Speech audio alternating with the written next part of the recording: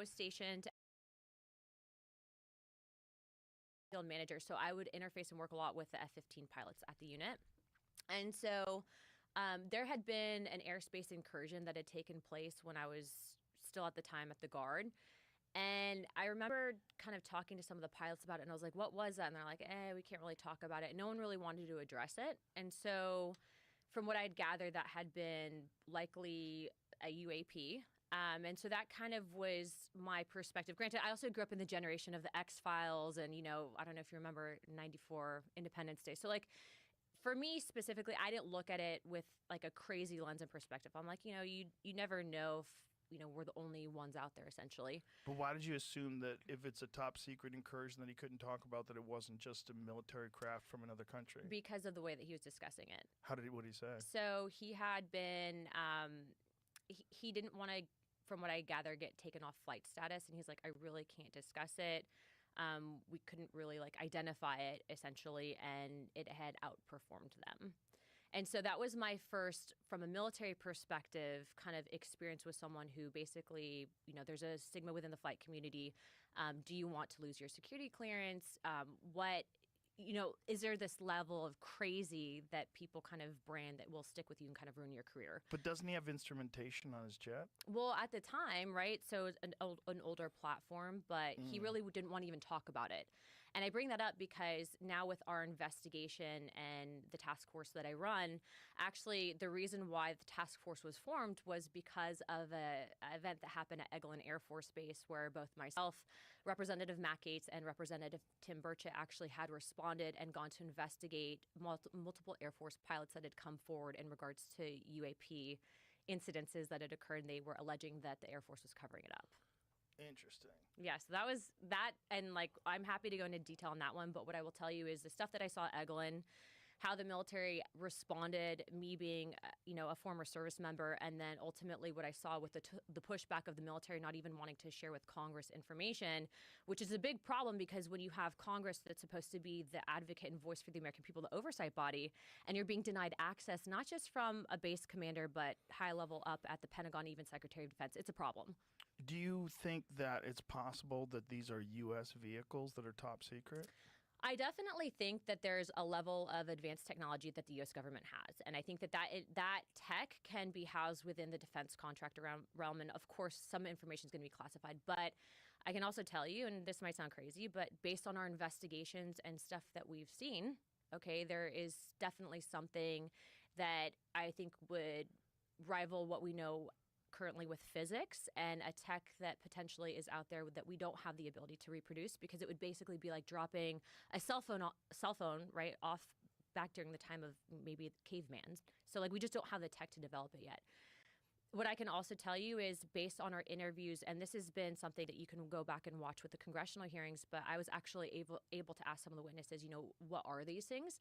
And they keep saying interdimensional. And then when you talk about the interdimensional aspect of, are these things pre-existing, maybe outside of what we currently know as our own dimension? That stuff can kind of all sound crazy, but at the end of the day, my job as an investigator is to receive all the information, decipher it, and then ultimately from a congressional aspect, if you do have contractors that are withholding information or operating outside of the purview of the federal government, there's budgetary issues, but there's definitely something that I can tell you with confidence that exists that we don't know how to explain currently. So when you say that it operates outside our understanding of physics, what specifically are you saying? Like what happened? To I guess break it down in simple terms is that I think that some of the tech that exists, that whatever these things have, these energy things have. Energy things? What do you mean? Well, they call them interdimensional beings. I think that they can actually operate through the time spaces that we currently have. And that's not something that I came up with on my own. That's based on stuff that we've seen. That's based on information that we've been told. And then also, too, I think that there's this historical aspect of, this gets into the deeper theories and concepts of religion. And I think the history that we currently know, and that kind of spins off into another topic of, you have the modern day Bible. You have this aspect of Bibles or books of the Bible that have been removed that explain and kind of touch on these topics. And I think that we're in a time and age where you have such a vast amount of information that we have access to via social media, via your cell phone, via the internet. And so it's really changing the way that we understand, the origins of life and the spiritual reality that we know. When you currently. say interdimensional beings, that they know that these are interdimensional beings, how do they know that? That, based on testimony, would be based on witnesses that have come forward. But what I can tell So you the is witnesses just were told that they were no, interdimensional? that they've seen things. And what I can tell you without getting into classified conversations is that there have been incidences that I believe where very credible people have reported that there have been movement outside of time and space. That's very vague. Yeah. So, look. Unfortunately. Yeah. Look. Have I seen a portal open? No. Have I seen a spaceship? Personally, no. Have I seen evidence of this? Yes. Have I seen photo documentation of aircraft that I believe were not made by mankind? Yes. Is there historical significance to this? Yes. Is there multiple events that go back to, I would argue, maybe even before the time of Christ that have documented this in text? Yes. So do I believe that the government has access to certain technology? Yes, to an extent. And I believe that certain contractors potentially have back engineered this tech. I think that that's what can explain the advancements that we're seeing. But I also believe that this is a dangerous level of hidden information from the American people, because if you have an aspect of the federal government, which I can tell you, I, with two other members of Congress, were denied access to information at Eglin Air Force Base pertaining to whistleblowers because of the fact, and we can get into that story and what happened at Eglin in a second, but we were denied access and told that we don't have security clearance or the read-in authority on a special access program.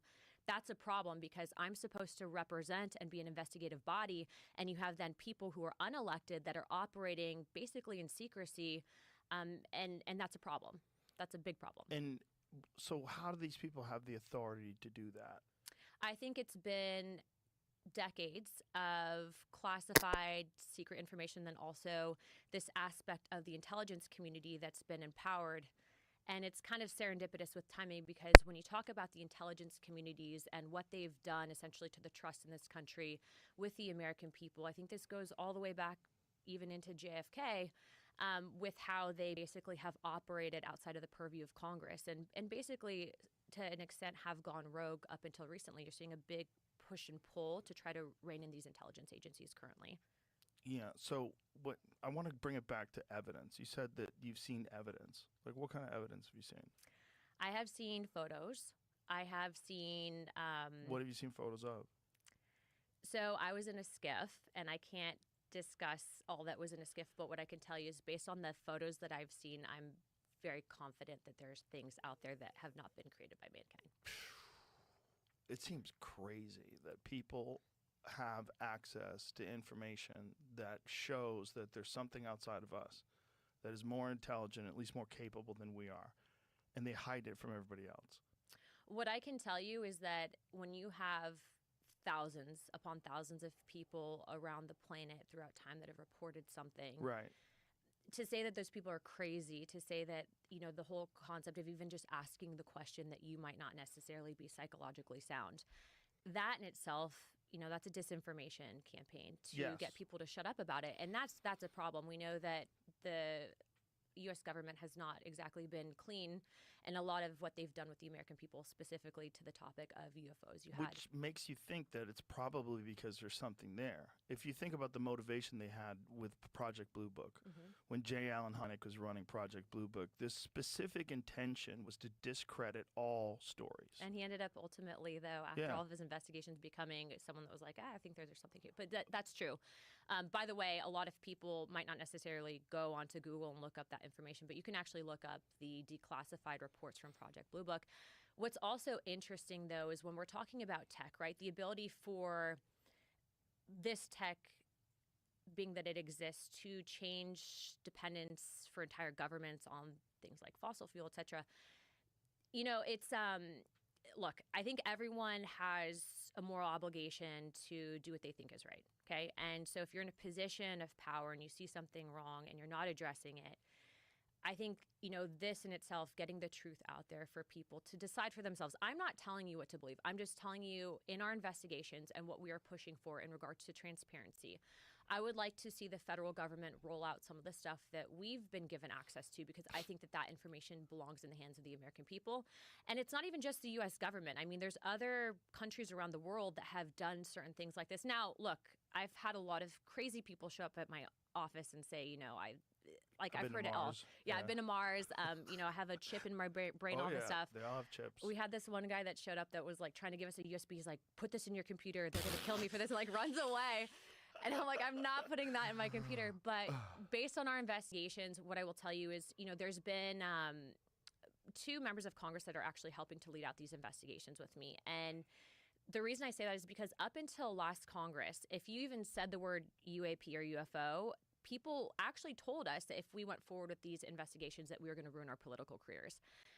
And so, we're in the mindset of, well, like, why wouldn't we ask these questions? And also, too, if no one wants to touch it, like, there has to be something here, right? Right. And so in these investigations, I mean, the amount of people that will come up to us, very successful people, to multiple members of Congress that believe the same thing, it's definitely changed in regards to the stigma that used to exist about disclosure and all this. And so what we're trying to do currently was, there's a big documentary that was filmed about 1.5 years ago, and we're trying to get a screening up on Capitol Hill. But look, I think a lot of people say, well, this is a distraction from everything else happening in the country right now. And all I'm simply trying to say is, it's not a distraction. The people that are kind of helping to divulge all this information, you have an intelligence community, Tulsi Gabbard, Radcliffe, Kash Patel. They have been truly, in regards to our other investigations, extremely transparent and wanting to get this information out. But it doesn't mean that within these intelligence communities there isn't pushback.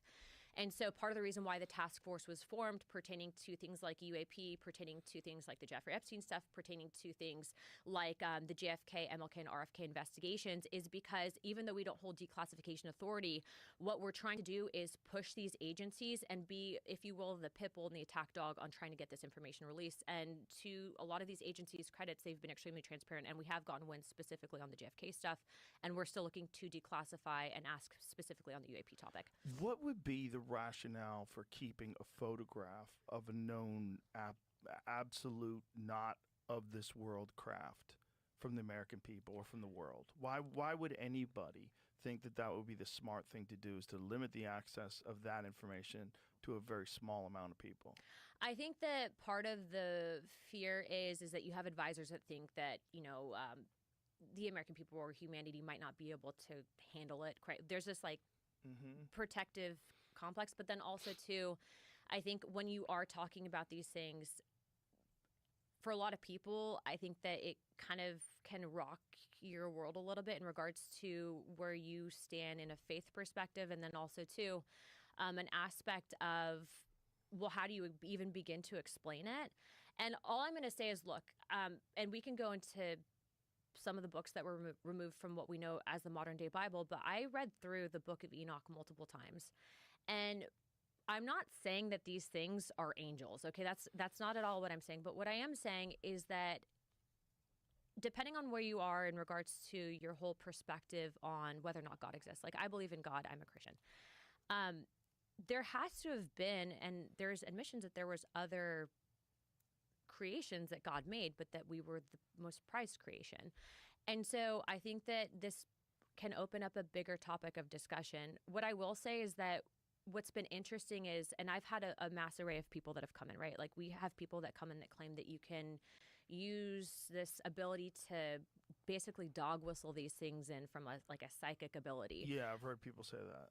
And I think that there's something there. Otherwise, they wouldn't necessarily be able to provide some of the video evidence that they have. But then that also brings up the question of, if these things are interdimensional, which we've had witnesses testify to members of Congress, and that was all publicly out there, that would then bring up the whole, well, if this is really transcending dimension, the power of what you say, thought, all of that. And then, you can look into our own government's declassified documents that the CIA had on different experiments. I mean, you can literally, last week I was going through, actually on a Friday night, I just put my son down, and I was going through some of the declassified, you go to cia.gov/reading room and you can see all the declassified documents. And so I believe it's called Stargate, and it was talking about, the basically psychological experiments where they were trying to basically remote view and all that. Why would our own government be looking into that if there wasn't something there? And so I'm appreciative to all that information being publicly out there, but I think this whole idea and stigma of trying to make it sound crazy when people actually have these questions, that needs to stop, which is why the task force is in existence. And then also, too, they need to release information. If I was going to play devil's advocate, I would say that the government would look into that to find out if there's anything there. And that would probably take a long time if they're really being careful. So if I was going to fund a program, if someone told me that there's some people in Russia that can remote view military sites in America, I'd be like, are you sure? And like, yeah, there's a technique involved, and we know the technique, and we want to fund some sort of a study to see if we can do it. I'm like, let's go. What do you need? Because if maybe it's real. So I don't buy that they wouldn't spend money on it unless it's real. I say they would spend money on it to find out if you're really looking out for national security, right? You've got 300 and plus million people that you're responsible for. You got to dot your I's and cross your T's. And like, if I'm, if I'm good at my job and I'm not an egomaniac, I'm going to go, maybe there's some shit I don't know.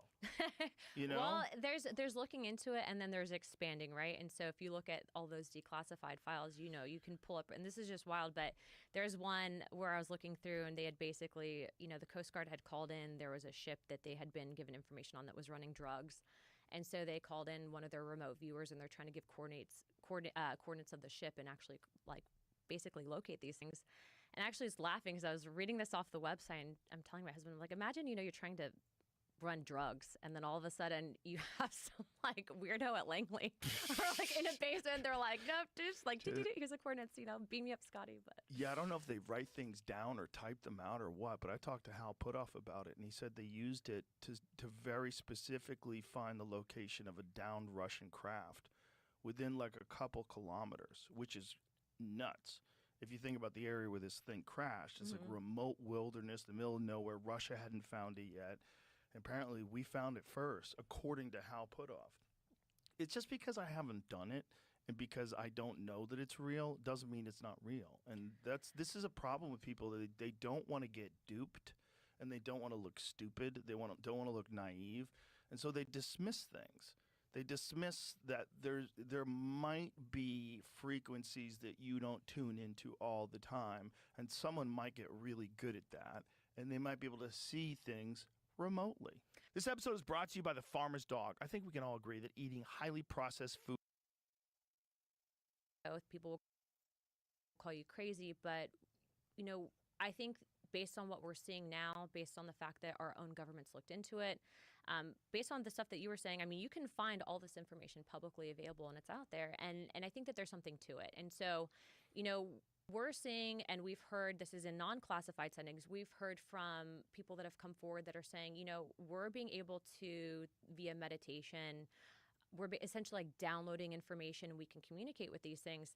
Granted, when I'm sitting in my congressional office and I'm hearing this, I take it with a grain of salt because we do get a lot of crazy people. But when you have people that are high-level executives, very successful, clean-cut, not on drugs, they're coming in and they're telling you this stuff, and then, you're kind of cross-referencing it with various people in intelligence agencies. I think that there's something there, and we need to be at least open to hearing the discussion and the argument for these things. Oh, for sure. I mean, like I said, if there's a photo out there, I think you owe humanity a service. You're supposed to release that photograph. There's no reason why a small group of people in the government should have photo-conclusive evidence that aliens are real. And that's crazy. And there's an over-classification aspect of this too, right? Like if you're serving in the military and you're taking a photo on your personal device or a video on your personal device, that shouldn't be the purview of the federal government. And either which way, I mean, there's been now so much stuff. There's been a lot of fake stuff put out there, but the stuff that is legitimate that we are seeing, the stuff that we had people testify to in our congressional hearings, I mean, that's not a joke. And what's even more interesting to this is that I was actually able to talk to David Grush, who now is actually working with the task force to kind of chase down a lot of these leads in regards to some of these contractors that allegedly have this tech, right? So in talking with him, again, not in a skiff, we were able to actually flesh out that prior to him testifying, that he actually received very real threats against his life and his wife's life. He's a sound guy, and then shortly after he testified, there was this massive smear operation that was launched against him to try to discredit his testimony. And so, you know, again, going into, well, if this stuff wasn't real or if he wasn't telling the truth, why would there be this massively orchestrated effort to, you know, completely just disprove what he was trying to say or to discredit his actions and his testimony? And so it is kind of coming full circle, right? Going back to what the task force has been able to find out. I mean, we're conducting these investigations simultaneously, and we're doing this in addition to everything that to everything else that we have to do as members of Congress, right? So although I would love to just dedicate my full time and attention to this, we still have to balance it out. And so I've, again, had some great investigators who are working with us on oversight, as well as a lot of cooperation from the intelligence agencies. And we are going to be asking for this information to be declassified, at least information that has been shown to us. I think the first break in the wall was that 2017 New York Times report where they were talking about it in logical, sensible language that these things might be from another world. But I think that movie that you're discussing, which is The Age of Disclosure, yeah, right? I haven't seen it. Have you seen it? It's very good. Yeah. It's very good. It's very good, and it doesn't even have any, like, UFO footage. I mean, maybe, like, a little bit. It's but just testimony. It's just testimony. And at the end of it, you kind of draw this conclusion, like, oh, this makes sense. Like, this, what they're essentially saying is one of the problems is if they have been funding these secret programs, then for all these years, they've been misappropriating money. Oh, yeah. And they've been lying to Congress. And that's Jinx. super illegal. Very illegal, It's but you know, super it's like, illegal. is Congress going to do anything about it? Because it's not the first time. Like, we have the ability, and this is the most frustrating thing. So this is my second term in Congress now. But as a first term member of Congress, you know, when you get elected to Congress, you would think that they would bring you in and they'd say, okay, this is how you do the legislation. No, you get elected, you show up to kind of a crash course for about like a week and a half on, you know, how to not get in trouble with ethics. And then you're basically wined and dined by lobbyists. They don't actually tell you how to do the legislation. Basically, the only rules that you're told are never vote down a rule, which is a procedural motion to bring legislation to the floor, and don't really ever vote against your party. Of which within the first week, I broke both rules, and so I was on the naughty list, per usual. But the thing is They that tell you how to do it. That's kind of crazy. well, they tell you basically those are the two rules, and don't go against that, and you won't have any issues. Those are big ass rules, though. Yeah, because it's like, you know, you're supposed to represent your constituency. So if you have people calling your office saying, "Don't you vote for this," and then you vote against it, it's like people forget that you're supposed to represent, right, representative instead of just do what the party wants. But you know, there are mechanisms that have existed since Thomas Jefferson, who wrote our damn rule manual, that enable us to actually pass legislation and actually hold agencies and people accountable from a punitive perspective. And I don't know if you were tracking, but like I brought a vote on the former attorney general for basically refusing to testify to Congress and respond to a subpoena. And that was called inherent contempt. And a lot of Congress was like, what the hell is inherent contempt? It hadn't been done since the early 1900s. And I actually read it in the rule manual, and I read the rule manual twice. So it's like so crazy what happens when you read books. But we were able to find this out, and it was a mechanism that Congress can use to actually basically send the sergeant at arms to go arrest people. Jeez. Okay. So one of the things that this documentary was calling for that I think is the only logical way to solve this is a mass amnesty for these people that misappropriated money and or whistleblowers. Well, the whistleblowers thing is crazy. Like, they leave them alone. Like, come on. Of course, everybody should fucking know this stuff, guys. The real crime is you keeping this secret from humanity. That's the real crime. Okay, the other stuff is horseshit. It's just interpretations of what you're writing down on paper. You're making up rules. But if you ask the general public how they feel this should go, a rational, normal person would say, there's no fucking way the defense contractor should be the only people who know that we're not alone. Fuck you. Especially That's when we're crazy. facing a massive deficit and you see that they're like the Pentagon hasn't been able to pass the audit and I don't know how many Yeah, all years. that stuff like, is so great, crazy. but just for humanity, that is a giant piece of information that no one should have. No one should secretly keep information that would change our entire perspective on our existence. It's definitely wrong that it's happening for sure. What I will tell you though is the issue that we have with bringing forward legislation that would give mass amnesty and pardon to these people is that there are people within the intelligence community and within Congress on both sides that will try to, if you come forward with this, and I'll tell you a very prime example of this in a moment, that they will block it. They don't want it to pass. They will stop it from even coming to the floor. They won't bring legislation that will address it because they want to keep this information secret. So Representative Tim Burchett But before... why do they want to keep the information secret? Because I think that their mouthpiece is in control of the deep state. And that's a thing. And it exists on both sides, okay? So someone will come to them with marching orders. 100%. Representative Tim Burchett, before I got elected, was kind of on his own little island in regards to the UAP stuff. And he will himself tell you that, this is 100% like a thing. And that these defense contractors, what he believes, the Pentagon not passing audits, all this, these black budget programs. I mean, like he will tell you he's, again, been leading out this effort way before I got there. He had a piece of legislation that was supposed to enable the FAA to report and develop a different reporting procedure for UAP stuff. And at the time, the chairman of Intel ensured that that legislation was not brought forward, that it was stopped. The piece of legislation that actually passed out of the Senate, it really had no teeth to it.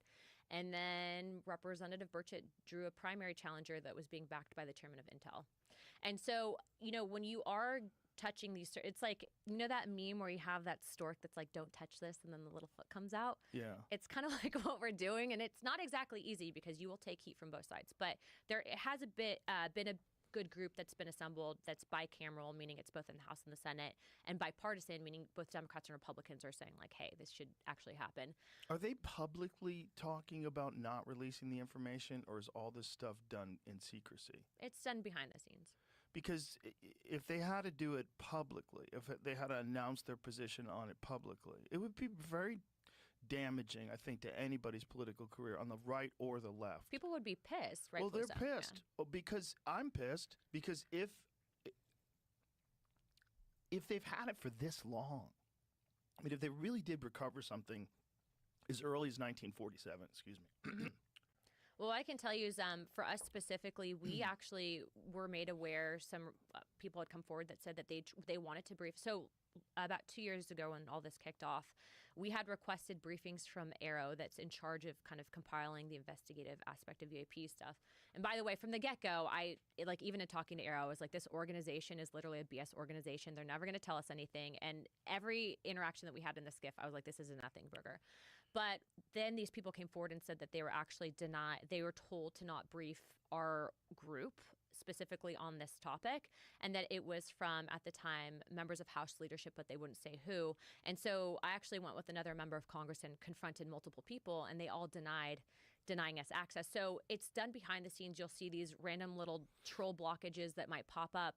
But what I can tell you is that with the new administration, specifically with the FBI, specifically with ODNI, we have gotten transparency to where previously we would have been stonewalled. We were actually given briefings. And so what I will tell you is we are going to push for the information that we sought to be out there for the American people to see. So do you think that the whole idea of disclosure is maybe a multiple step, very agonizing, frustratingly slow process rather than a big dump of all the information that they've had from Roswell to the Aztec one to apparently there's a whole slew. I don't know if it's Aztec, I forget the name of it, but there was another during that same time period. There was a really prominent UFO recovery thing that was not as publicized as the one in Roswell. The big mistake with the Roswell one was the newspaper printed it. And Well, so then they had to backtrack, and then they had to do the press conference where they had like some scattered pieces of a weather balloon that didn't look anything like a UFO. and then they said, the Air say, Force was like, yeah, it was "Sorry." nothing. Yeah, but meanwhile, they flew the wreckage to Wright Field. They flew the wreckage, and Truman met them there, supposedly. Well, I can tell you in our hearing, we are actually notified, and you can pull this up. I think it was one of the witnesses had talked about what had happened at Vandenberg Air Base, where there was this thing that appeared over the base. It actually had multiple blotters reporting on it from phone calls into law enforcement from like hundreds of people. And whatever had appeared over the base was basically bigger than a football field and basically a red cube with some weird thing in the center of it. I actually had our witness draw this out. This guy is sober as a priest. I mean, was a great pilot, and he's talking about all this. And so, you talk about this stuff, it seems like a sci-fi movie, but based on the evidence that we've seen, I don't have any reason to believe that these people are lying. Based on the evidence that I've seen from our own government, I think that there's something there that the American people deserve to have access to. And so this is not just on this topic, but again, in other topics as well, this has been my perspective, is transparency is what builds trust. Other governments have revealed certain information on it. To think that we are the only, life form on this planet or in this galaxy, I think is a little bit crazy, given, the fact that I also think God exists and that there's other creations. But then again, you get into this aspect of, why is it that you also have this aspect of, a certain religion that has been very controlled and I think rolled out in a certain aspect. And, when you have certain books that are removed because they don't think that people should have access to this information or know it, why remove a book from a Bible, right? Did Wes Huff, did he touch on that? Did he talk about that? Or are there people that don't believe the Book of Enoch was really a part of the Bible? I don't remember how he discussed the missing books. Yeah, I think we brought it up, but I don't remember how. That's the guy to talk to.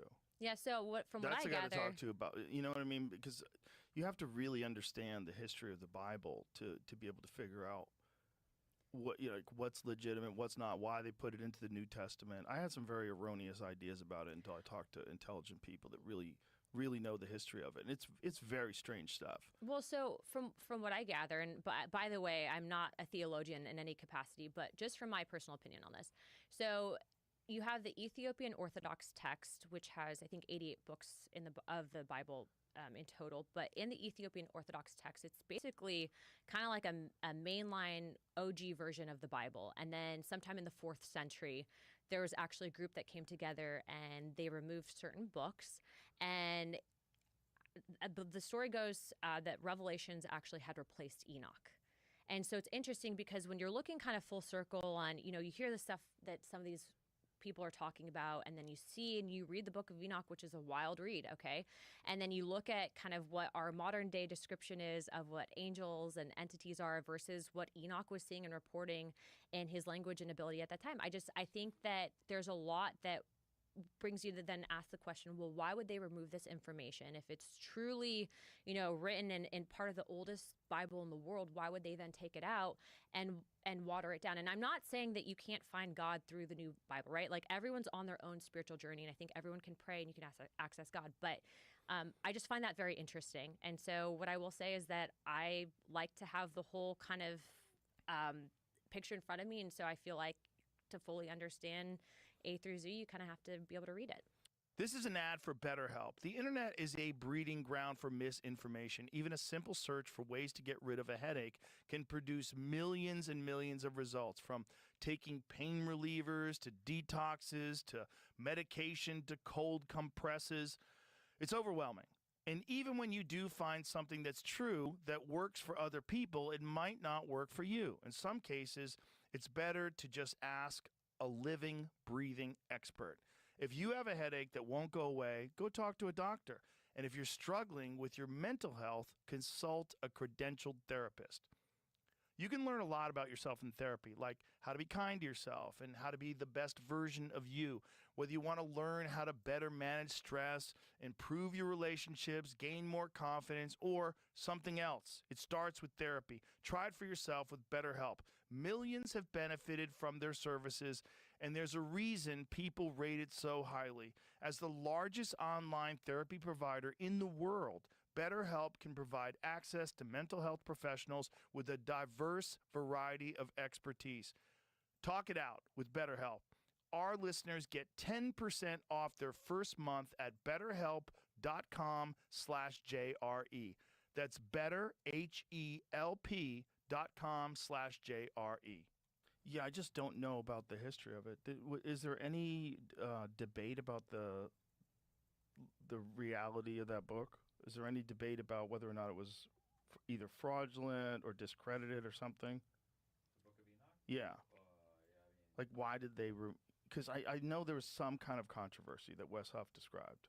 I just can't remember yeah, it. I just looked through a transcript real quick. I didn't see you guys discussing Enoch. We were discussing Isaiah and then the Dead Sea Scrolls and stuff like that. I didn't see Enoch discussion. No, it must have been me privately talking to him about something, another video that I watched.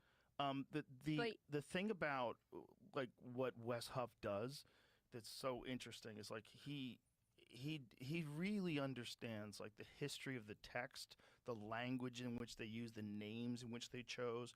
And when he breaks it out, one of the things he told us that was the craziest was that the book of Isaiah was exactly the same in the Dead Sea Scrolls as it was 1,000 years later. They found one that was 1,000 years older, and it was direct. It was word for word, verbatim. I'm like, that's bananas. 1,000-year-old story that's exactly the same, written, that they didn't know there was a version of it 1,000 years ago, and then they find it in these caves it's confirmed in Qumran. in text. It's nuts. It's really weird. I mean, really, really weird stuff. And the fact that this kid, a shepherd kid, was able to even find these scrolls that they were set up, and just has led to that point right in time where he finds this massive, basically admission that the Bible's real.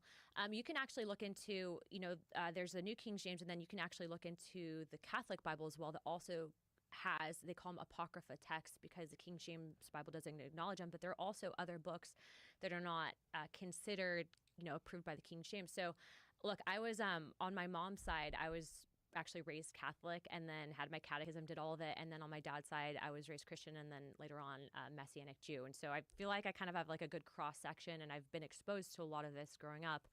But it's definitely interesting. And so, look, I don't tell people, like, I'm not saying that, like, aliens created mankind. I don't believe that because I, at the end of the day, believe that God is responsible for our creation. But I do think that what we've been programmed to believe in regards to our ability to be able to use our mind, the spiritual aspect of us really does exist. And I think that once you kind of remove yourself out of this basically rat race and you can like really reconnect with that, I think that that's when you kind of realize, hey, there's a bigger purpose here in life and like what is our end objective. And if you're given a position of influence or a position of power and you're not doing the right thing for humanity, you're not guiding people, then that's something that you have to answer for. So I want to make sure that I'm good with God. I hear you. That's a lot. I think these stories, especially when you get to stories like Noah and the Ark, and that these stories exist in basically every religion. They're real similar. I think all of these people are trying to document a truth. Mm-hmm. It's just what is that truth is what where it gets weird. And when it gets to like other gods and giants created man. Well, and Enoch talks about that. Yeah, oh, I know. Which is crazy. I know. It's wild stuff. If it's legitimate, it's wild stuff. And then, do you know anything about the Ethiopian church that supposedly has the Ark of the Covenant in it? Yeah, I've looked into that. I actually wanted to, and again, you're in the government. You can get something done. I actually wanted to do a Codel to just, but of course, like we're focusing on other things right now, right? Send in seals. Find that fucking I was thing. like, I need to pay for this for myself, so we're not using taxpayer dollars, but just go check it out. What's interesting is the CIA allegedly located the Ark of the Covenant. I think the remote viewed. They remote viewed it. You can actually find that. You should actually pull it up. In Ethiopia? No, not in Ethiopia, but it was in a Middle Eastern country. They weren't able to locate the actual. I think the New York Post did an article on it where they actually had the handwritten notes on the Ark of the Covenant location, and they remote viewed it. You should ask them to pull it up. Yeah, I'm serious about it. Did they go there and see if they were correct? I don't know if they did. I don't know. This is like Indiana Jones. What? But Decades-old CIA documents on Ark of the Covenant resurfaced amid classified group text spat. What? Wait, like, yeah. It was a group text argument that caused this stuff to be released? No, pull up the New York Post one because they actually have the handwritten notes from the remote viewer that actually documents it. Okay. It should be, I think it's like the New York Post. That's so funny. Oh, there you go. Top one. This is wild because it actually goes into descriptions of angels too. And so actually in Enoch it talks about, well, if you scroll down, Now, you can probably click on the scribed because it'll show you all the documents from the actual declassified file. This is also on CIA.gov. What year was this? This happened recently. This was like a couple months ago that this just kind of came all out. Right, but what year was this project? Does it say? 1988. 88. 5 December 1988. Wow. So scroll down. So in 88, they found the Ark of the Covenant? Allegedly they remote viewed it. We don't know if they followed up Who was on president back then? Reagan? it. Go down. Bush? Senior. Okay, so scroll down, and then you'll see that. So this is like they're going through in the notes. You have to read it, but you can scroll down. This is kind of. So he's like drawing where it is. The remote viewer. So you have like the different things that are describing it, and if you keep going, you'll see like a cherubim. Keep going. It's like showing the peak of Oh, a wait, building. sorry, go up a little bit. So that's interesting because if you look into so there's like a wheel text. If you look into Enoch's description of angels and Ezekiel too, I think that's kind of a tie. But go down more. So, but yeah, you have like the actual purpose of container. They should have like a cherubim drawing somewhere down here. Oh yeah, see, so that would be the seraphim. So it's That would be interesting. the what? The seraphim. How it's opened. Yeah, so basically when they describe the ark, and so he's going through describing it, so these are the hand notes for it, and then it actually says that it's in a Middle Eastern country. The remote viewer describes the clothing in which individuals are in the area. I feel like I'm describing like an Indiana Jones movie, but this is actually from the CIA. This image, scroll back to what is that thing? Is that the corner of the box? The covenant, yeah. He's describing, if you go up, and these are actually the handwritten notes on what was described by the remote viewer, and you have to go through the entire document, but yeah, that's what's described surrounding the ark. Do you know what they asked him to find? Well, the Ark of the Covenant. They you can asked find it in him the to document. go look for the Ark of the Covenant. It's in. If you go higher up in the documents, it's over there. Right, but if you ask me to go look for the Ark of the Covenant, like, I know what I'm looking for, right? Well, apparently these remote viewers. I put it in my head. I draw what I think it's gonna like. Show me that they fucking found it. You know I don't know if they did, but they. I don't know if they did either, it. but it's like it's interesting, but it's not as interesting because you're saying, "Show me the Ark of the Covenant." Right, so he's drawing what we all saw in Indiana Jones. Or can you locate it? So the what year was that? That was before Indiana Jones? No, it'd have been in the same time period. Like when did Indiana Jones come out? What a great the movie. 90s, right? I don't know. I'm thinking. And like the first two are the best. The new ones are Raiders of good. the Lost Ark was the first one. That's the one. What year was that?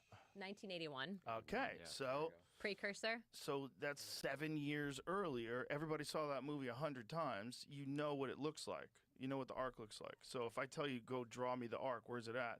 You think all we have is some scribbles on paper, unless they actually went there and found it. Well, what's interesting, and I should probably ask Radcliffe, like, Radcliffe, can you tell me if this guy ever looked into the Ark of the Covenant? What are you saying, Jamie? It says the mission is to access and describe the target identified by coordinate, and then there's coordinates. The tasking is to see mission statement. Training target is the Ark of the Covenant. So they did say, go find us the Ark of the Covenant. And then this dude apparently said, keep AOL to a minimum. What is that? I don't know. I saw that on the paper earlier. Have to be careful with editing, though. This does not seem to be a problem at this time, just something to watch for. Attained excellent site contact. Okay. Definitely interesting. Well, it's weird that they're talking about it like it's a real talent, like someone can actually do it. This talks about mosque domes. Yeah, target is in a container. This container is in another container. Has another container inside of it. The target is fashioned of wood, gold, and silver. The target is similar in shape to AOL. So that's something of location, right? Is that what it means? Area of location. Yeah, that's it. Coffin, and is decorated with the seraphim. See sketch. This target is located somewhere in the Middle East, as the language spoken by individuals present seemed to be Arabic. Well, wouldn't you want someone who could fucking decipher Arabic to do this? We don't know how far it went, and I definitely have questions, but this would not be the first time that a government would have looked for something, especially because people theorize that the Ark of the Covenant had these abilities as a super weapon. I know, but I'm saying like the remote viewer is limited by his ability to understand the language. Stop. Scroll back up, please. There, right there.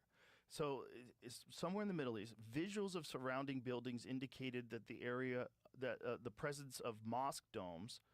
Individuals in the area were clothed in virtually all white, had black hair and dark eyes. One figure I honed in on wore a mustache. The target is hidden underground, dark and wet, were all aspects of the location of the target. See, the only problem I ever have with these things is if these places are all controlled by terrorists and it's all, dictators and crazy people over there. If they found out that the Ark was there, they would fucking take it. Well, I think there's this aspect of, if you look at from a biblical perspective, no one would be able to access it anyways because it would be protected, right? That's what the Bible says. It says here too. Cannot be opened until the time is deemed correct. Oh, Jesus. Once the time to open the container, the mechanisms of lock systems will be found to be fairly simple. Individuals opening the container by prying or striking are destroyed by the container's protectors. Well, what's interesting is, remember, in the Bible always talks about how there had to be like through the use of a power unknown to us. They melt you, remember? Bro, yeah. Well, so they had to, go through this special process of being considered, holy, basically, to access it. So all that to say that there's something out there, right? I think that obviously God's real, and this job has definitely, put me in a position to where we're able to help get other truths out there, if you will. And you need to get the truth of that thing out there. They need to find out, like, Dear that. Director Like, Radcliffe, you know how as you much look at the the Ark of world the would Covenant. change if you found the actual Ark of the Covenant, and you could explain a lot of things. Like, look, if these Ethiopians have it, which Graham Hancock believes, Allegedly, they do. yeah, Graham Hancock believes that they do, and he said that these guardians, they all get cataracts, they die of like radiation poisoning. I mean, there's something to be said about the Ethiopian people as a whole, and going back to the Ethiopian Orthodox text. Actually, when I first launched this task force, I actually went and I met with a Ethiopian Orthodox pastor, if you will, just to kind of see and explain and ask questions that I can't exactly go to, the Smithsonian and ask. And, his response was interesting, especially from their perspective. You have a lot of this aspect of, I think, religion that tries to be doom and gloom. And then in the Ethiopian perspective, he's like, first of all, your timeline's wrong. And I'm like, what do you mean your timeline? He's like, well, the biblical text in modern day Christianity, it's a little bit off, right? So we use a completely separate, I think it's 364 days out of the year. And he's explaining all of it. And he's like, but even then, so, we don't have the perspective of, we are in the end of days, etc. But, the way his perspective just seemed very optimistic as opposed to pessimistic, and filtering and controlling information. All that He's to probably say, not online. he's off X. he's off X. He's off X. He's off TikTok. Yeah, he's not subjecting himself. The New York there. Post thing about that says that the viewer was identified with the target and didn't know what it was, and it ended up being the Ark of the Covenant after all the explanation they found. Oh, well, that's much different. Yeah. So that whole thing at the end of it was what they were saying it was when they wrote it in that If you look report. at all it's just a bunch of words they're putting together, and Got it. hearing Hal Puthoff talk about it. Like, they're just Well, getting that's way feelings. more interesting. If he didn't know what he was looking for and he found something that looked like the Ark of the Covenant, that's pretty crazy. They kind of like talk them on, right? They'll like give them something and say like, walk us through. I'm just doing devil's advocate because I have no skin in the game. I don't know if it's real or not real. I'm open to it. I think there's something going on. I think there's more going on with people than we let on. There's some extra thing that's happening with human beings, the way we're all connected to each other that we don't really totally understand. And I think the idea that you can access information that's not local, I don't think that's that weird.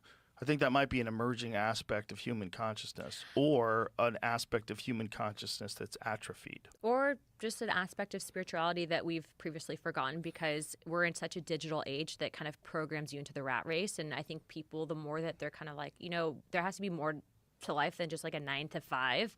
And, working for this aspect of materialism, like, don't get me wrong, I like, a nice car and a clean house and all that. But, there's also this aspect of, being a human, and like, if you have kids, I think that's like one of the things, like you have a daughter, I have a son, and it's like when you're a parent, it kind of like makes you realize like, wow, there's this aspect of like love that I didn't know existed before, and you can kind of really be there and help, grow this next human and influence that person. And it just kind of, the human experience is something that, you can make it as special as you want. And this aspect of, us being able to have those little quantum breadcrumbs is what I like to call them. Like, have you ever been like talking about something and like you'll go somewhere, hear something, and there's like confirmation of what you've been talking about, or, something happens and you're like, asking a question, then all of a sudden it pops up, kind of there's the answer. And I think that those little things just mean you're on the right path and doing what you're supposed to do in this bigger picture. Yeah, well, that's a good way to live life if you believe that. It's healthy. It's smart. it's like a good strategy. I wonder, like, why some people seem to have, like, the idea of if it being an emerging aspect of human consciousness, our ability to like sense things and know things that are going to happen, or our ability, Premonition or know if someone's a liar or a weirdo, Mhm. like instantly. Those, I always wonder if is it that, or is it that we used to have that like before language? That's all we had. I think that before tech really evolved, there was a bigger aspect of spirituality that actually talks about that. So, like discernment in the Bible, you can talk about, this aspect of being, people say, like, oh, if someone has like really bad energy, you picking up on it. There's something to that. But I think that because, and it's really happened, I think, in the last like 40 years where people are kind of forgetting that. But when you actually go back to, like, for example, we're talking just now about the Ark of the Covenant, the Ethiopian Orthodox text and all of this, there's more of that aspect of spirituality that I think has been removed from society. I think it's actually taken away our ability to really respect one another and value human life. And I think that, from like a Politico perspective, influences decision. Like, you get really pro-war people. Those people are usually Right. not that spiritual, and they really don't have a value for life in that aspect. Yeah, no, that's definitely a real thing. That's unfortunate that there's a, and the fact that those are the type of people that always want to be in power. They're the worst what's really type. Scary. That's probably the scariest part of it. I actually had a really groundbreaking conversation. So, like, the way I'll describe Congress is, you ever have like a job where 80% of it, 90% of it's just like really eating shit. And then like the 10% is like really cool. Yeah. And it makes up for that like 80-90% that you're just like, That's when I hosted Fear Factor. Okay. Okay, so Just kidding. that aspect of I think really exists in politics if you like actually I'm care. sure. And I had a meeting recently where I was with two other members of Congress that were helping me with the JFK investigation. And we actually met for the first time since 1990 with the ambassador to the Russian government. And I bring that up because at the time of the JFK assassination, the KGB had actually come forward with their own independent investigation, and they actually gave it at Kennedy's funeral to U.S. officials. We never got those documents, and it's my belief that the CIA actually destroyed that information and evidence because it would have confirmed what the KGB. And mind you, at the time, JFK was actually in talks with the president of Russia at that time, and his perspective is that he actually wanted to do a joint mission between the U.S. government and the Russian government to the moon. And there are aspects and divisions within the intelligence community. You obviously saw the Cold War was happening. They wanted war in Cuba. They wanted war with Russia. So for them to be able to say that Kennedy, who was not a communist, but that he was a communist sympathizer, and how dare he talk to these dirty communists, I mean, that in itself would have given them any ammunition to turn a blind eye or at least not fully figure out who assassinated Kennedy. But I bring that up to say that, when you have these people in power, you can see a lot of it in regards to, there's a summit on the 15th actually with President Trump and Vladimir Putin. And I think the aspect of, anytime you have peace and trade, it's way better than war for everyone involved, for the people of Ukraine, for Russia, for the American people. And I think for the surrounding regions, like I recently got back from meeting with government officials in Romania and Moldova. And it didn't matter and I actually met an actual member of the Moldovan government who was a communist, like an outward communist. And it didn't matter who I talked to, everyone wanted peace. And then when we had met with the European Parliament and the EU, some of them wanted peace, but then the countries that had the shittiest economies, excuse my language, they were the ones that were advocating for war. Well, you have a war-based economy, it always helps your economy. So if you have terrible policy perspectives, obviously you would advocate for something like that. But it just goes to show that the people that are going through it, the people that are living it, that are directly impacted it, no one would advocate for war. And so in even just having this conversation, a lot of people, even, administration ago, maybe two administrations ago, probably would not have had that conversation, but to be able to develop that dialogue, the end result of that meeting was the Russian government agreed to release their investigation onto JFK that the previous congressional task force in the 90s had tried to obtain from the Russian government, and they said no. So they agreed to release that, and they'll be posting it publicly for the American people to go through later on this fall. Have you seen it yet? I haven't. No. So I'll be seeing it at the same time everyone else does. What do you think is in there, if you had to guess? So when I was talking to the ambassador, he's actually a history buff too. And so he had actually said that the Russian government, when Oswald was actually in Russia, had done a psychological profile because they thought, they're like, is this guy part of American intelligence. Like, what's his story? And they thought he was basically nuts. And apparently he tried to go hunting when he was out there, and they were observing him, and he couldn't shoot for shit. so they're like, he didn't meet our psychological profile. Then he shows up to the Russian embassy in Mexico City with a gun, and they're like, what the hell is it? Like crazy guys showing up at that? Like, what's going on? And then we find out simultaneously as this is all happening that the CIA, kudos to Director Radcliffe, had actually released something called the Joanides file. And George Joanides was actually, he's basically our version of James Bond, but more corrupt. And he was basically observing Oswald. He had lied to Congress. This was all in his file. He was then the CIA liaison to Congress during the investigations, stonewalled their investigations, was later awarded something from the CIA. So we have the CIA admitting that they lied to Congress, covered up the assassination attempt, or covered up the investigations. We had admissions from the Warren Commission, people that had been subject to the Warren Commission's investigation, saying that the Warren Commission engaged in witness intimidation. They omitted evidence. The single bullet theory never exists. The CIA admits that Lee Harvey Oswald was not a lone gunman. People ask, well, does this mean that you'll ever get the name of who killed him? No, because I don't think the CIA was like, kill JFK on this day and use this gun and have this person assigned. Right. But there was evidence of multiple shooters for sure. Well, there had to be multiple shooters. There's injuries, like one of them was to the front of his neck. We had testimony to that. Yeah. And actually, what's interesting is when we first launched the task force, we had left-leaning news outlets that were trying to write hit pieces saying that I was basically launching a conspiracy theory task force. And they had to print the truth weeks ago. You can actually pull what is it about people that don't want to believe that some conspiracies are real? Is it a comfort thing? Is it you think you're going to erode trust in the government? Is it you just have such a rigid worldview, and in your mind that there's always been Lee Harvey Oswald acted alone, that's what happened, and because of that, anything that challenges your belief system you fight against? Well, specifically to JFK, for decades, the intelligence agencies were influencing what the print and press was doing. 100%. Until Geraldo Rivera. When Dick Gregory brought that film on the Geraldo Rivera show, and you got to see the Zapruder film, and you got to see what looks like a shot that makes his head go back and to the left. Yeah, and which the would reaction. indicate he got shot from the front.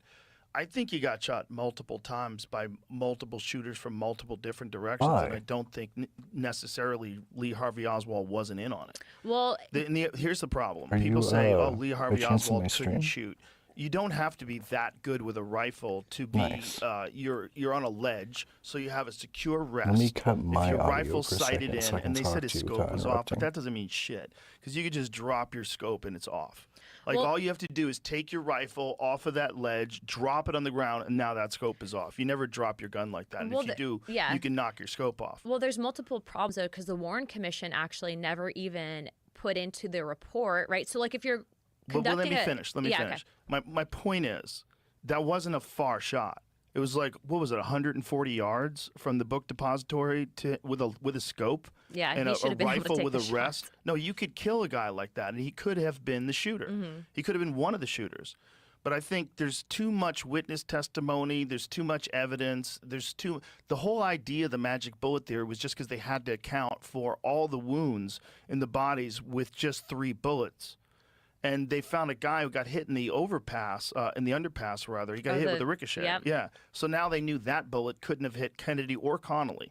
So how do you attribute all these wounds to 2 different guys from multiple gunshots to a single bullet? It's a magic bullet, don't you know? You have to Rick? find this bullet that fucking for sure didn't hit any bones. And there's more fragments in Connolly's wrist than there were missing from the bullet. The bullet looks almost pristine. It looks like they shot it through like feathers, or they shot it into water, which is what they do when they do ballistics tests on rifles. Well, what's interesting is the Warren Commission did omit multiple female witnesses who were actually at the book depository that day that actually stated that they had never witnessed Oswald actually in the location or going down the back of the book depository. So that's an interesting fact. Yeah, it's possible that he could have snuck past them. There was a lot of chaos. You hear gunshots, the president shot. People don't always think straight when things are going nutty.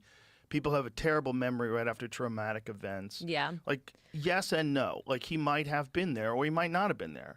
he might have shot at Kennedy or he might not have shot at Kennedy, but for sure he was some sort of government operative. For sure he was traveling back and forth from Russia. He married a Russian citizen. There was a lot of weird shit. He was under surveillance by the CIA, so there's a lot there. However, I will say this. What the official narrative was, we now know is BS, right? Yeah. And that I thought from the beginning. Yeah, but a lot of the American people did, but to have their own government say, no, that's not true, to gaslight them and to push this narrative of if you question it, you're wrong, you're crazy. That in itself, I think when you're talking about like, why do the American people not trust their government? It's really this fracture that starts around the Kennedy era and time frame. And you can see then that distrust kind of evolves. But going back to your original question, why do people refuse to kind of question conspiracy theory? Maybe there's some substance to it. And I think it's because it's more comfortable for people from a psychological perspective to live in this comfort area that their government might not do something like that. Right. Or might not try to cover up something like that because that's just an easy way of life. But look, it's too scary. It's too scary. But the fact is that, look, I've traveled a lot. I've dealt with a lot of world leaders. We are still the greatest country in the world. Make no excuse about that. But it doesn't mean that we can't call out and hold our own government and officials accountable. And so that's kind of what I've guess my mission has been this Congress and what I hope that it will continue to be. But I'm not trying to do this for like even the next 10 years. So for someone like me, people are like, oh, initially you're going to ruin your political career talking about this. This is crazy. Why would you even want to do that? And then, they're seeing all these big wins coming out in regards to transparency. And I will say, had it not been for the secretaries that have been appointed by this administration, this wouldn't have happened because under President Biden, he actually also tried to declassify things pertaining to JFK, and the National Archives never released it. And so in addition to... That's not a good sign. None of that stuff's a good sign. Like, if you want trust from the American people, you release information. If you want us to distrust you, you hide everything. And you're hiding everything on one of the most important events in human history. They were up until recently. And we're still documents that the JFK community, because mind you, I'm actually working with... His name's Jefferson Morley. He is not a Republican. He's a Bernie Sanders Democrat. But on this issue, we're working great together. And he's actually been helping me. And he's like, look, I've been waiting for this stuff for like 30 years. Yeah, this is a hugely bipartisan issue. It's super bipartisan. This is something we can all get together. That and UFOs. It's the one thing Democrats and Republicans both completely agree on. Like, tell us what's up. Tell us what's up. Who killed them and are they real? Those are two giant questions that we all have. I think they're real. The other part is still outstanding, but hopefully when the documents are released from the Russian government later on this fall, that might be able to provide a full picture. Granted, I'm going to take it with a grain of salt because it's still, it was written by the KGB.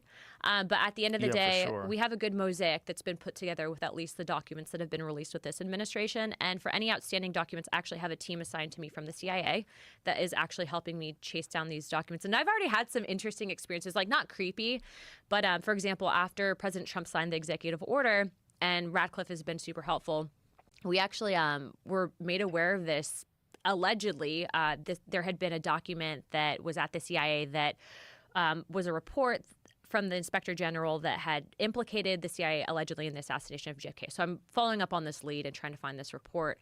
And the archives is like, we don't have any documentation of this. The CIA says they don't have any documentation. And they've been good with us so far. So I go to the archives because they're like, we found this weird bag though, and it's in the skiff, and it's been here for 5 years, and it was left by our former attorney for the archives, and so we don't know what's in it. And I was like, well, go open it. They're like, well, we don't have the key, and it's in a vault. And I said, well, I'm coming over. So I drive over, literally, I put my son in the car. I get in the car, and I go over to the National Archives.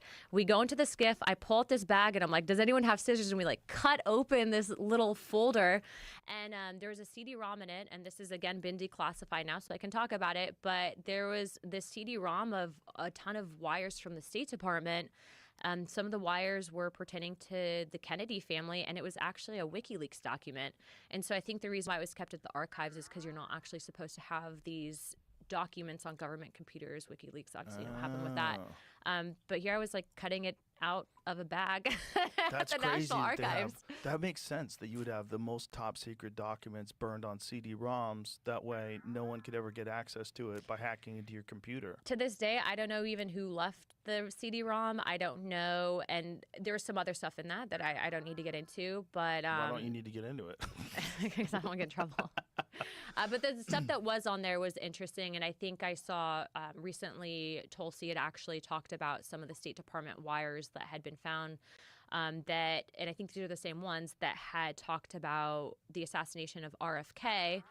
There were wires going up from the State Department prior to his assassination, which is interesting. So our next investigation, so we've done multiple hearings. What do you mean by that? Like, how did they specifically discuss it? Well, I haven't seen the actual wires themselves yet, but what that would imply is that the State Department knew about the assassination before it took place. Oh, geez. So, and that was something she talked about. Did you get into the MK Ultra stuff at all with Jolly West and? So I look at that on my free time, but that's not the purview of the task force. But there's stuff that you can, again, CIA.gov/reading room, super creepy.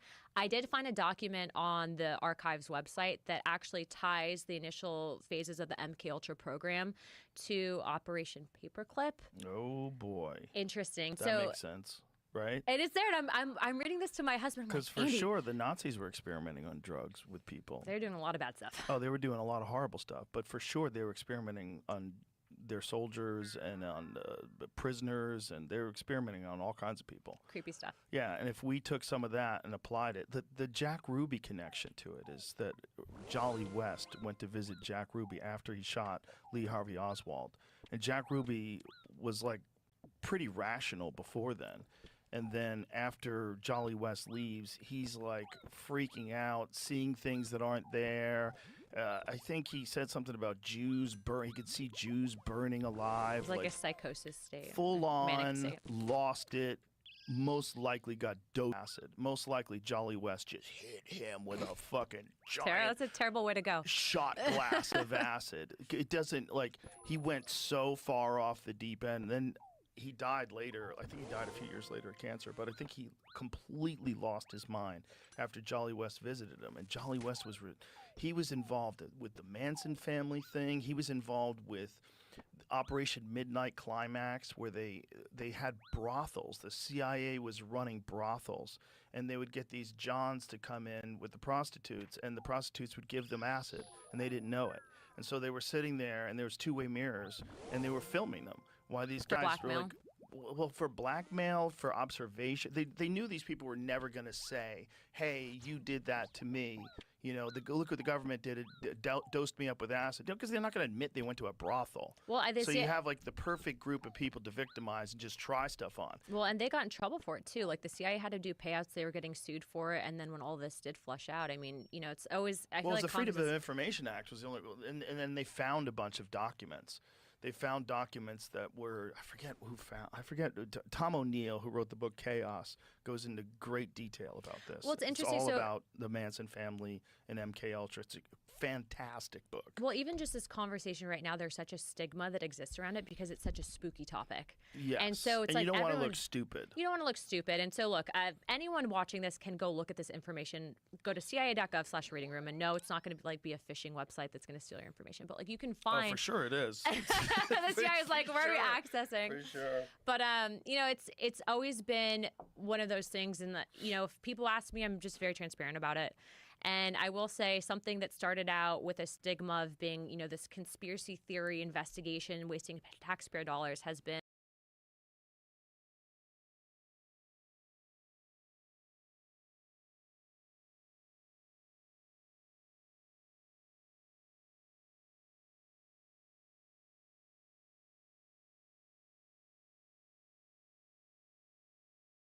and arguably one of the coolest task force in Congress, I think, and we have a lot of good people that are behind it. And I think the tide is turning on that kind of thinking, that these conspiracy theories are silly to pursue. Like some of them, yeah, some of them are silly. Some are crazy, but some are are crazy, true. but that doesn't mean that some aren't true. Also, there's a time-honored tactic of taking. Look, if I was an intelligence community, and I'm not accusing anybody of doing this, but if I was an intelligence community and I had some truth that was very inconvenient to a narrative, and I wanted to label that truth as being a preposterous conspiracy theory, I'd add a bunch of kooky shit to it. Or have disinformation campaigns. Or dole it out to the nuttiest people on the internet. Dole it out to the craziest people. You know, this guy's got a drinking problem. He's got a conspiracy theory website. Or take a little and spin it. Him. Yeah. Get it to him and tell him you're helping him out. You're going to give him some inside information. Get him to spread a bunch of kooky stuff so that when that stuff gets disproven, the other thing's attached to it. So the other thing looks stupid too. And that's what I would do. Yeah, we've had our fill. Like, the one thing I wanted to do when I first got the task force is open up a skiff to any person who held a clearance to come brief us on what they knew about UAPs. And I can tell you that we've now had What was the the skiff. first conversation like when the door shuts and you're like, oh boy, I'm Well, gonna the get problem the goods? the problem is I've reached out to some of the biggest names in UFO lore. Okay, and they all got skiff flu, and we call it skiff flu, meaning like the day that the skiff was open that we reserved it, we're like, we're here, like, come on, come brief us. They get sick or And their they didn't dog recover dies. and come back? They didn't recover, and then they just don't talk to us anymore. So They ghost you? they ghost us. Yeah, so I'm like, well, if you're not going to tell me to skiff, then you're full of crap. Or you're scared for your life because you're That- just a scientist who doesn't, maybe they got threatened. Maybe someone let them know that maybe someone hung something on their door in the middle of the night. But if people say they're going to go tell us in a skiff and then they don't show up, it's a problem, right? Well, so I they've already gone understand, public. but maybe those people don't feel like the government's going to protect them. That is one of the biggest things that we've had people bring up is that you're a whistleblower, but whistleblower protections only go so far, and you can't do anything for my physical safety. And some of them do allege that there's these actual physical concerns. We actually had someone that we wanted to bring in to testify because our next hearing on UAP is going to be, I believe it's next month.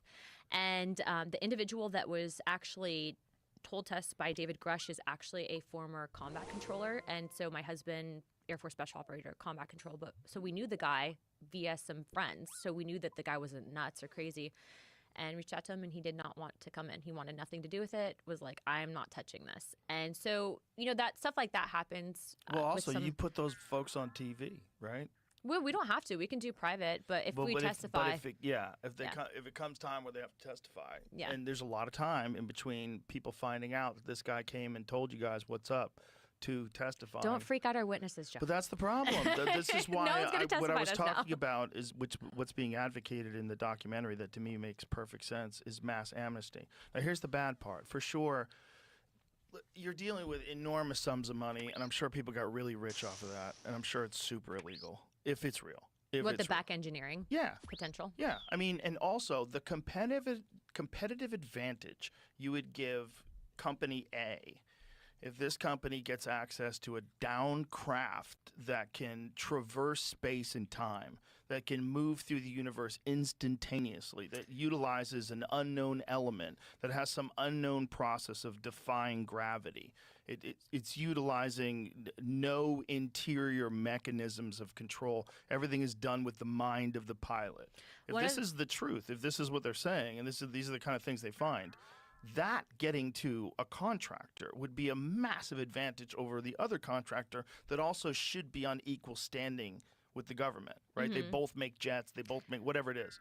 So it's like, what do? Do you divvy up your spaceships in between these folks? Like, are they the only ones who get to know it? And then how do private contractors, how are they the gatekeepers of the most important information in the world, if it's true? Well, and that brings us to what happened at Eglin Air Force Base. So in a nutshell, we had been told Representative Gates had come forward and said that he had two or three pilots had to contact him saying that the Air Force was covering up information regarding to UAP activity in the panhandle, and he wanted us to go with him to investigate. So we show up at Eglin Air Force Base. We're met by the base commander. Previous to us even showing up on this congressional delegation to investigate, the Pentagon had tried to cancel the meeting. And you can't, so this was under the last administration, so you can't just cancel a meeting and say you can't come to the base. That doesn't work. So Gates actually was on House Armed Services at the time that oversees the U.S. military. And so Gates got the chairman involved, calls back onto the Pentagon, gets this meeting on the books. And, we told them specifically, we want to see information on UAPs, we want to see the evidence, and we want to have the pilots that saw these aircraft, whatever they are, or these spacecraft, we want to have briefings from them. In a nutshell, we get to Eglin Air Force Base. They keep BSing us about the Chinese spy balloon. That's not what we were there to see. And ultimately, we were in the skiff. We got into a verbal disagreement with the base commander at the time, who was denying us access to the pilots and to the information, and said that we didn't have the authorization. In the skiff, there was many members of the intelligence community. We then go back upstairs to the conference room and proceed to, again, basically have it out with this commander. And Representative Burchett said, we could do this the easy way or the hard way. You choose, sir. Like a movie. Ooh. Kind of, but it was at the time I like it when people use a movie. Yeah, use easy way or the hard way. hard way. And if it's a hard way, you're going to have, Representative Gates and Luna in D.C. questioning you. So I suggest you do it the easy way. So he actually, in the middle of the meeting, we were kind of holding his feet to the fire on it. He kind of got nervous as we were talking to him. And I kid you not, he goes, they're going to like that I'm not going to let you see this. So he kind of was thinking out loud, but didn't realize that he was basically saying it. And then in the middle of our meeting, he gets up and leaves the room. I have to go to the restroom or something. And then maybe 5 minutes later, this tech sergeant comes in and says, oh, the base commander's been authorized to go on leave to Georgia. He won't be coming back. And I'm sitting there looking at Gates and Burge, and I'm like, he just left, in the middle of a congressional delegation? That's never happened. So he said out loud, they would be happy that I'm not telling you? Yeah, verbally articulated it. Gates was there. My husband was there. But here's the Burchett thing. was there. It's just if that guy's, he's in a powerless situation, right? If he does give you access, he's gonna get in trouble. He might be really in trouble. But here's the problem. He can't. Even if it was someone at the the Secretary of Defense, right? Because at the time this got pretty high level. I'm not saying it's not illegal. Yeah. He still, at the end of the day, you're in the military. How our government functions is the military does not decide what the civilian sector and what representatives can and cannot see. It's not supposed to function like that. So he got up and left. I've never seen this happen. I was in the military. I've never seen, in the middle of a congressional delegation. These are big deals. You just get up and go and leave to Georgia and you just don't come back, in the middle of the meeting. It never happens. What state were you in at the time? We were in Florida. Oh, he just, that's get up hilarious. and, drove to Georgia. What the hell are you doing in Georgia in the middle of a congressional delegation? I'm going fishing. See ya. And then his second in command comes in, and they managed to get one pilot to come down and brief us. And what I will tell you is, I will say it, Representative Gates has gone on record. He actually did as soon as he left office that we've seen stuff that I don't believe was created by mankind. So you can't tell us what you saw, but I'm going to let you infer. See, this is the problem that I have with all this stuff. I should be able to tell you without losing my clearance. Well, not just that. That people that have that information should give that information to the general public. Correct. And stop treating us like you're smarter than us and that you can handle it and we can't. That's silly. Which is why we have to declassify, which is why... You know the Hal Puthoff stuff? No. Oh, it's okay. Hal Puthoff, during the Bush administration, was assigned, he was one of many scientists, and this is also in the age of disclosure, he was one of many scientists that was assigned to put a numerical value to pros and cons of UFO disclosure. So they said to him, we have a crashed UFO that we have been back engineering, and we want to release information to society to let people know that UFOs are real and that there is something else out there that's not us, that's much more intelligent than we are. So they have this list of pros and cons: banking, religion, societal structure, everything on one side. And then the pros, whatever the positive aspects of it would be.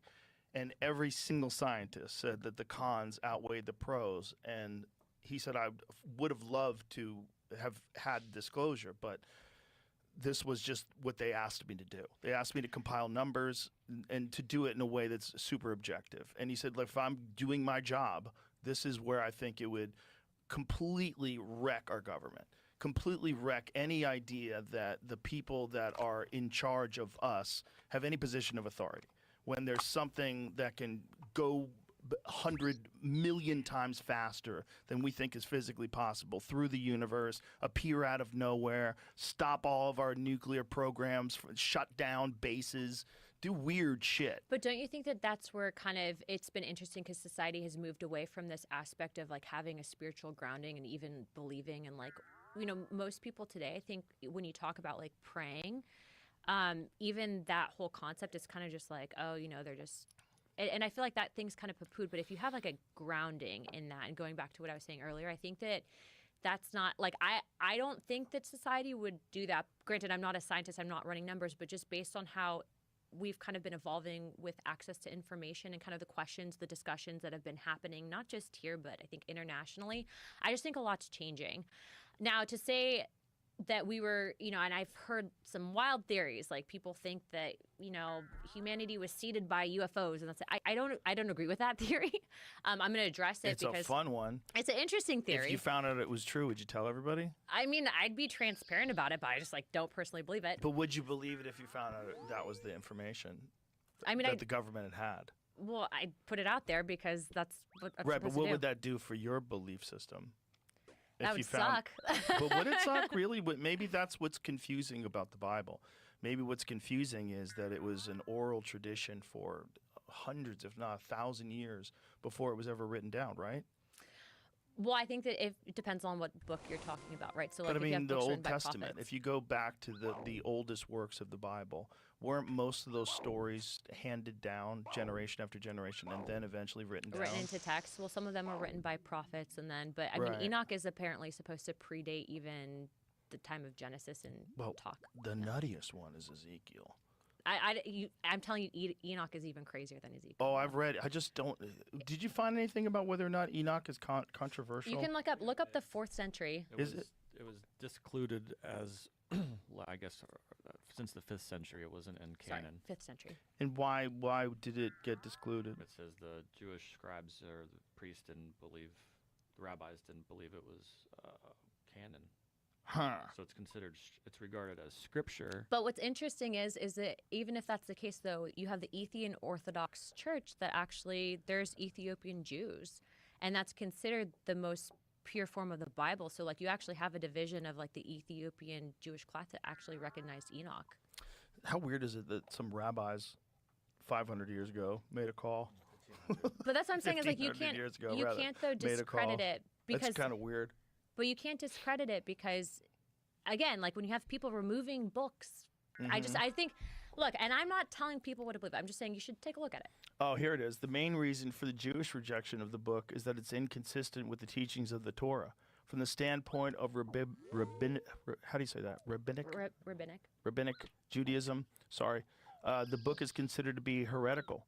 Another reason for the exclusion of the text might be the textual nature of several early sections of the book that make use of material from the Torah.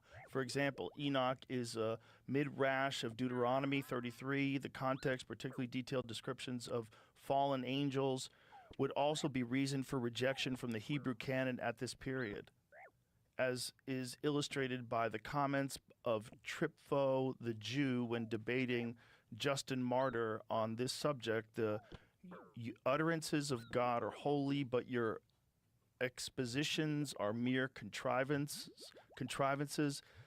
as is plain from what has been explained by you, nay, even blasphemous, for you assert that angels sinned and revolted from God. So it was It seems like some people made a decision that something shouldn't be in there. Yeah, but that's the thing is it's a disagreement in religion and perspective, but they should have still not removed it.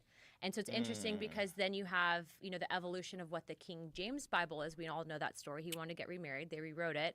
But you even have the Catholic Bible that has, it's what happened. Right. And you have the Catholic Bible that had books that were taken out. And then Right. we have the King James. So I'm not saying that, if you read the King James, you're not getting, you don't have access to God. That's not what I'm saying. But I am saying that there's a bigger picture here that we need to discuss. And I think there's Enoch's always a one of it. problem when people get involved. And when people get involved in making decisions that this could be real and this could not be. The problem is, all these years later, you're dealing with the repercussions of that. Imagine a world in which if Enoch was left in the Bible and people were like, wait, what happened? Explain the nuttiness of the book of Enoch to people. Well, it's okay. So if you read it, it talks about the fall of angels, thus creating really the precursor of civilization that led to the first flood. I think that when you even go into potentially the technology that was given to mankind by these angels, it talks about the hidden beliefs and theories in astronomy, etc., metalworkings, all of it. But it really does explain, you were talking about earlier how you have a lot of these religions around the world that kind of say the same thing. This is kind of the OG text that leads to those stories that we're hearing from many religions around the world.